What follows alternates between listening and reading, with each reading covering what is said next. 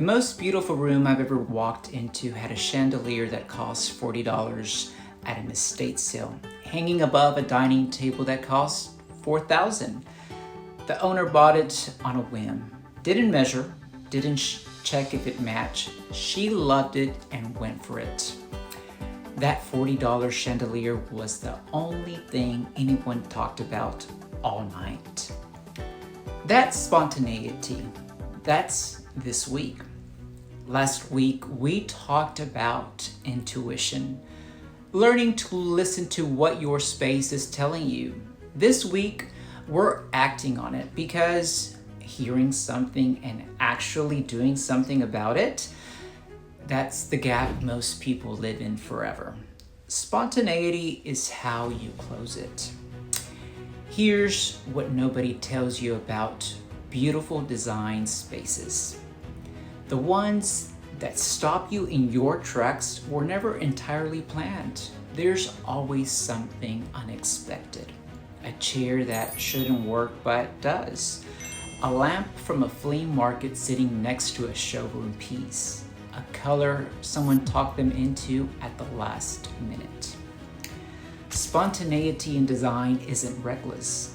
It's the willingness to let one thing surprise you. And that one thing, it's usually what makes the whole room. Let's talk about the elephant in the room. Or more accurately, the matching furniture set in the room. You know the one. The sofa, love seat, coffee table, side tables, and media unit, all from the same store, same collection, same finish, delivered on the same truck, arranged exactly as shown in the showroom. It's coordinated, it's unoffensive, it's also completely forgettable. This is the builder-grade mindset applied to furniture, and it does to your living room exactly what builder-grade finishes do to a home. It flattens it. Nothing stands out. Everything is safe. Nothing feels personal. You could be anybody. You could be nobody. A room where everything matches tells no story. And a home with no story, it has no soul. So let's fix that. Here's how to put it into action step by step. Starting with one anchor piece, the core investment for your room. It could be a sofa, a dining table, or main piece that stands the test of time and sets the tone. Continue with something vintage or secondhand, a family heirloom, a thrift store find, or a piece with a backstory, even if you have to invent one. Layer it close to your anchor. Introduce a wildcard, the thing you pick purely because you love it, not because it matches. Think a bold chair, a quirky lamp, or art that makes you smile. Give it a moment in the room. When you combine these three, you create that perfect tension and character that can't be faked.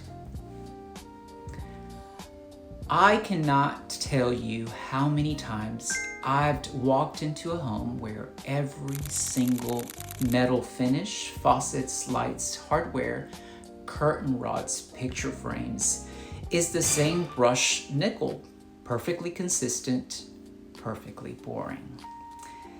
Here's your permission slip. Mix them.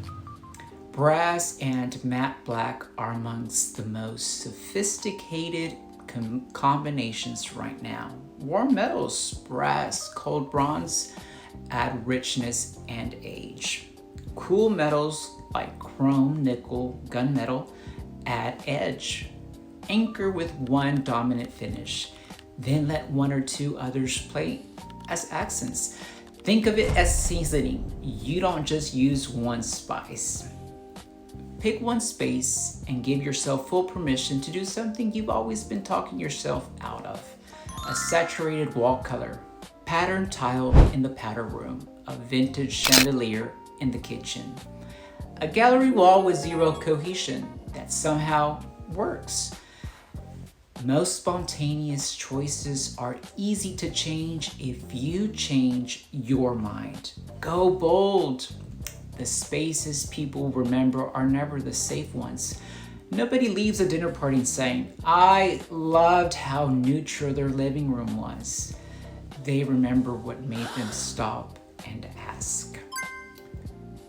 Plants, fresh flowers, a bowl of fruit, a branch from your garden in a tall vase. Living things introduce an element no designer can plan for. They grow, they respond to your light. They make the space feel inhabited rather than staged. And here's what most people don't realize. The presence of living things has real wellness effect. It can lower stress, it's better for the air, the subtle sense of connection. That's not only aesthetics, that's spontaneity that pays you back every single day. This is the one nobody wants to hear because it sounds too simple. I've watched people spend thousands on new furniture when all they needed to do was move what they already had. Before you buy anything, move the sofa, turn the bed, push the dining table to a different wall, pull a chair from another room, live with it for a week, notice how the energy shifts. You'll be shocked at how different a room feels when the furniture stops facing the TV, as if it's waiting for instructions.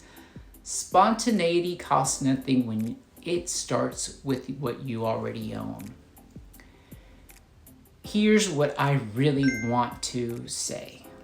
A home that lacks spontaneity is one designed for someone else's approval. Every safe choice, every matching set, every "I didn't want to take a risk" decision, those are all made for an imaginary audience in mind.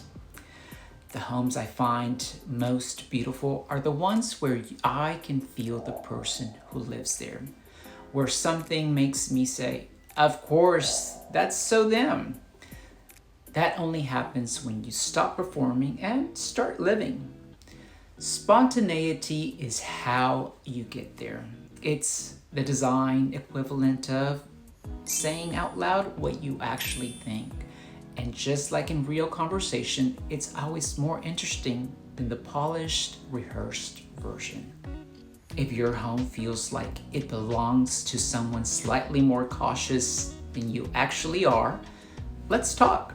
A strategy call isn't about me telling you what to do. It's about helping you figure out what you already want and giving you the confidence to actually do it. If you're not ready for a call, try this instead. Walk into your favorite room and ask yourself one question. What's the one thing in here that feels too safe? Write down your first instinct before you talk yourself out of it. That answer is usually all the clarity you need. Because the best version of your home, it already exists inside you. All it needs is a little permission. Drop a comment below. What's the one spontaneous thing you've been talking yourself out of in your home? Thank you for being here. Share this with someone who's been playing it too safe. They'll know exactly who they are. See you next week.